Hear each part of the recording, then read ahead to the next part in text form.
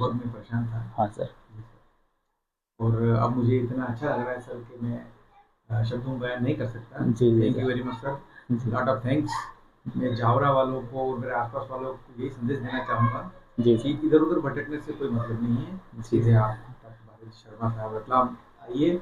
मैं 95% ठीक होकर जा रहा हूँ। ये सेकंड सीटिंग है मेरी, सेकेंड सिटिंग में और सर फर्स्ट नेक्स्ट। सीटिंग में ही मुझे 80% रिलीफ हुआ।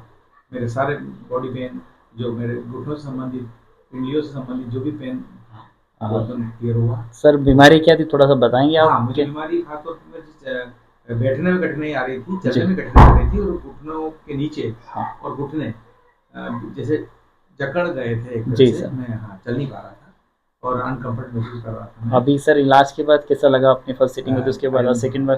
फाइन सर, जी। Very good feeling. मूवमेंट वगैरह कैसे क्या है सर आपके? अच्छे हैं, मूवमेंट अच्छे आ रहे हैं मुझे।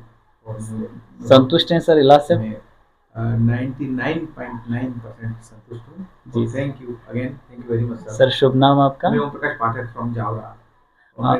रिटायर्ड शिक्षक हूँ। एजुकेशन विभाग में भी अपने साथियों से कहना चाहूँगा कि आप सर की से एक बार जरूर आकर मिले, आपको आप निश्चित रूप से लाभ पहुँचेगा। और मैं जो भी बोल रहा हूँ ये अपनी अपनी स्वयं की इच्छा से बोल रहा हूँ। जी अगर जी, कोई कोई एक कमर्शियल वीडियो नहीं है, नहीं स्वयं है और खुद। ना कोई मेरे को कोई प्रेशर किसी का। बिल्कुल सही है, स्वतंत्रता। मैं आ, अपनी पूरी हाँ। सर के बारे में थोड़ा सा मैं बताना चाहूँगा मेडिकली। सर को ऑस्टियोआर्थराइटिस हो रहा है सेकंड ग्रेड का, जिसका मतलब होता है wear and tear of articular cartilage, joint के आसपास की कार्टिलेज कमजोर हो जाना, साथ में यहाँ पर लुब्रिकेशन कम हो जाना, जिसको आम भाषा में समझाना चाहें क्षेत्रीय लोगों को, घुटने के लिगामेंट कमजोर हो जाते हैं, जिसको कहते हैं घिसावट आ गई है, चिकनाट कम हो जाना।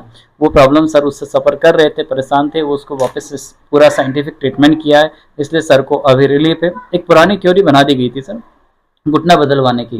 मुझे सजेस्ट किया गया हाँ। था लोकल में कि आप घुटना चेंज करवाइए, जी जी सर। और मैंने वहाँ की मेडिसिन ली, लेकिन मुझे इससे कहीं कोई रिलीफ नहीं हुआ। सर अब परिस्थिति देख के आपको लग रहा है घुटना बदलवाएंगे कभी? नहीं, नहीं किसी भी बदलवा, कीमत किसी हालत में क्योंकि मैं नहीं हमारे कर पास सकता सर हूँ। महीने में मान के चलिए 10 से 12 ऐसे लोग आते हैं जो रिप्लेसमेंट करा चुके हैं, चाहे वो स्पाइन की सर्जरी करा चुके हैं या नी रिप्लेसमेंट कराए।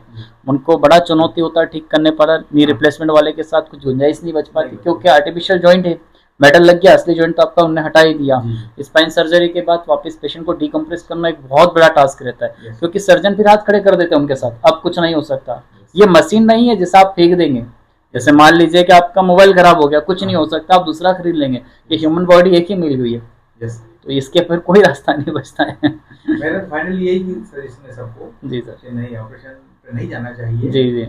सर से आकर के मिले आपको, क्योंकि सर आप देखेंगे ना, अभी जैसे आप हमसे एक जनरेशन आगे के हैं, मतलब पूर्व के, आपसे जो पुरानी जनरेशन थी उनने सर्जरी नहीं कराई, नहीं करें। आपसे जो पूर्व वाली जनरेशन है, मुझे नहीं लगता, शायद 100 में से, हजारों में से एक या दो सर्जरी, वो भी शायद ढूंढने से मिलेंगे आपको, वो लोग बिल्कुल पूरी लाइफ नॉर्मल जिए।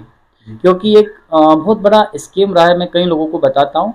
आज से जैसे आप 20 साल पहले देखे होंगे, तो आप 20 साल पहले जो जवान लोग मिलेंगे तो आप देखेंगे उनको राइट साइड में नाभि के नीचे एक चिरा मिलेगा, और पूछेंगे तो बताएंगे कि उनको अपेंडिक्स हुआ था और ऑपरेशन हुआ। अपेंडिक्स एक आंत का नाम होता है, उसमें सूजन आता। तो ये एक स्कीम लंबे समय चला। फिर उसके बाद सेकंड आया कि प्रेगनेंसी में जच्चा बच्चा की जान को खतरा है, आपको ऑपरेशन कराना पड़ेगा, ये चला। फिर उसके बाद चलने लगा कि स्पाइन सर्जरी करानी पड़ेगी, नी रिप्लेसमेंट करा, और दोनों ही परिस्थिति में patient without surgery normal life जी पा रहे हैं। ठीक sir. Thank you very much sir, thank you again.